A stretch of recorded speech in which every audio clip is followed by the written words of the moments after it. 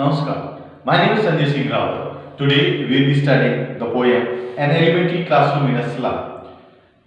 This poem is written by Stephen Spender. He was born in England, in Oxford, studied at Oxford, and later went to Berlin. His famous works were the poems of dedication, the edges of being the creative element, the struggle of the modern. He also wrote an autobiography, The World Within World.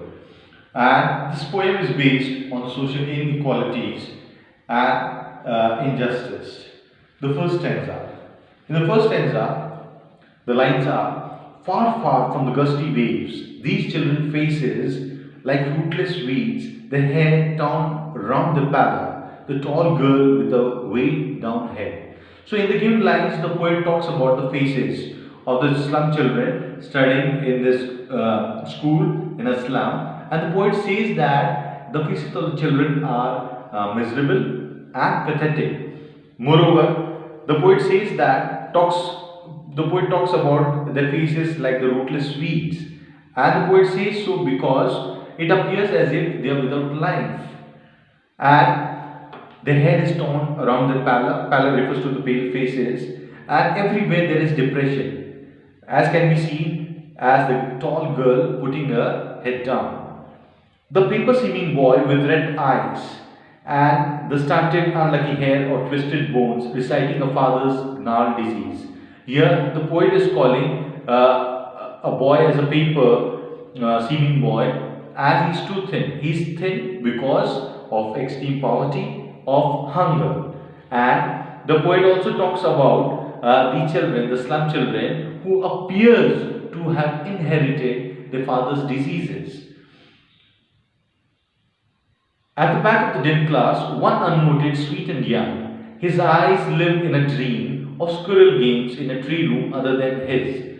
Here the poet talks about the slum children, and the poet says that in spite of poverty, in spite of hunger and their miserable lives, there's a lot of dreams in the eyes of the slum children, as can be seen in the eyes of one young boy who's sitting at the back of the dim class, and he is having a lot of pleasant dreams. He's dreaming about the squirrel games and many other interesting things. So here the poet is talking about the positivity even in the depressing environment. The second stanza: on sour cream walls, donations, Shakespeare's head.